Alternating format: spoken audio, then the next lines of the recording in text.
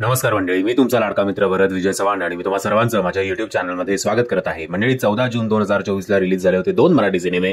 एक म्हणजे संघर्ष योद्धा मनोज जरांगे पाटील आणि दुसरा म्हणजे अल्लड पल्लड. आता या दोन सिनेमांपैकी रेस कोण जिंकतंय हे सगळं तुम्हाला माहितीच आहे. आता या व्हिडिओमध्ये आपण या दोनही सिनेमांचे पहिल्या 13 दिवसांचं कलेक्शन म्हणजे कालपर्यंत बुधवारपर्यंतचं कलेक्शन जाणून घेणार आहोत.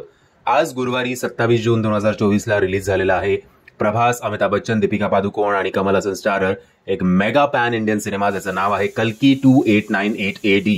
आता या सिनेमामुळे मराठी सिनेमावर बऱ्यापैकी त्याचा प्रभाव पडणार आहे. संघर्ष योद्धा तर जवळपास आता वाईपआउट झालेला आहे, वॉशआउट झालेला आहे. आज आय थिंक त्याचे शोज मुंबईत तरी नाके बराबर आहेत. तुमच्या पट्ट्यात असतील तर चांगली गोष्ट आहे.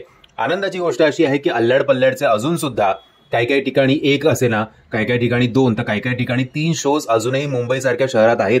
याचाच अर्थ प्रेक्षक अजूनही हा वीकेंड तरी हा सिनेमा अल्लड पल्लड हा सिनेमा एन्जॉय करणार आहेत.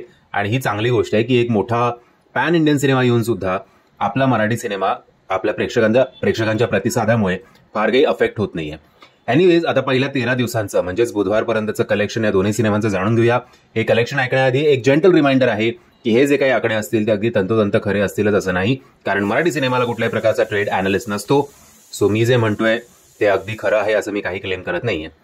आता संघर्ष योद्धा या सिनेमाने पहिल्या दिवशी त्याच्या कमवले होते 8 ते 10 लाख रुपये, दुसऱ्या दिवशी 9 ते 11 लाख रुपये, तिसऱ्या दिवशी 16 ते 18 लाख रुपये, चौथ्या दिवशी 9 ते 11 लाख रुपये, पाचव्या आणि 6व्या दिवशी म्हणजेच मंगळवार आणि बुधवारी 4 ते 6 लाख रुपये, गुरुवारी 7व्या दिवशी 3 ते 5 लाख रुपये.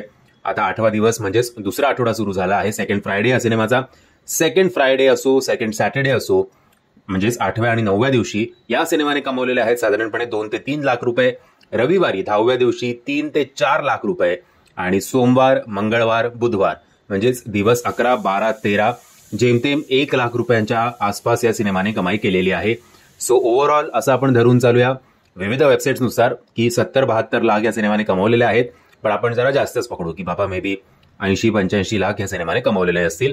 पण कालचा दिवस तरी मुंबईसारख्या शहरात या सिनेमाचा शेवटचा दिवस होता असंच म्हणावं लागेल. 13वा दिवस या सिनेमाचा शेवटचा दिवस होता. आता येऊया अल्लड पल्लड या सिनेमाकडे. अल्लड पल्लड या सिनेमाने पहिल्या दिवशी कमवले होते 10 ते 12 लाख रुपये, दुसऱ्या दिवशी 20 ते 22 लाख, तिसऱ्या दिवशी रविवारी 40 ते 42 लाख, चौथ्या दिवशी काही आपल्याला फार ड्रॉप बघायला मिळाला नाही. चौथ्या दिवशी सोमवार असून सुद्धा, वर्किंग डे असून सुद्धा 24 ते 26 लाख, पाचवा आणि 6वा दिवस म्हणजेच मंगळवार आणि बुधवार 15 ते 17 लाख रुपये, गुरुवारी 7व्या दिवशी 13 ते 15 लाख रुपये. आता सेकंड वीक सुरू झालेला आहे, 8वा दिवस सुरू झालेला आहे. पुन्हा एकदा आपल्याला हळूहळू ग्रोथ बघायला मिळते याच्या बॉक्स ऑफिस कलेक्शनमध्ये. 8व्या दिवशी 17 ते 19 लाख, 9व्या दिवशी शनिवारी 40 ते 42 लाख, 10व्या दिवशी रविवारी पुन्हा जवळपास 70 लाख. आतापर्यंतचं त्याचं हायएस्ट पर डे कलेक्शन. आता सोमवारी म्हणजेच 11व्या दिवशी 15 ते 17 लाख, 12व्या दिवशी मंगळवारी 14 ते 16 लाख आणि काल बुधवारी 13व्या दिवशी पुन्हा एकदा 15 ते 17 लाख रुपये. असं करत असं म्हटलं जात आहे की पहिल्या 13 दिवसांचं याचं कलेक्शन आहे साधारणपणे 3.5 कोटी रुपये. बट मेकर्सनी 11 दिवसांचं कलेक्शनच सांगितलं होतं 3 कोटी 70 लाख रुपये. सो आपण असं धरून चालूया की मेकर्सचं खरं असेल आणि 13 दिवसांमध्ये या सिनेमाने कमवलेले असतील साधारणपणे 3 कोटी 80 किंवा 90च्या आसपास. आणि या वीकेंडला मात्र हा सिनेमा 4 कोटींचा टप्पा सहजच पार करेल. म्हणजे तुम्हाला विनंती आहे, अजूनही जर तुम्ही हा सिनेमा बघितला नसेल आणि तुम्ही मराठी सिनेमाला सपोर्ट करण्यासाठी इच्छुक असाल तर कृपया या वीकेंडला तरी या कुठल्यापैकी तुम्हाला अल्लड पल्लड बघायचा असेल तर तो बघा, नाही तर संघर्ष योद्धा बघा. जो कुठला सिनेमा तुम्हाला आवडेल तो सिनेमागृहात जाऊन बघा, हीच तुम्हा सगळ्यांकडे विनंती.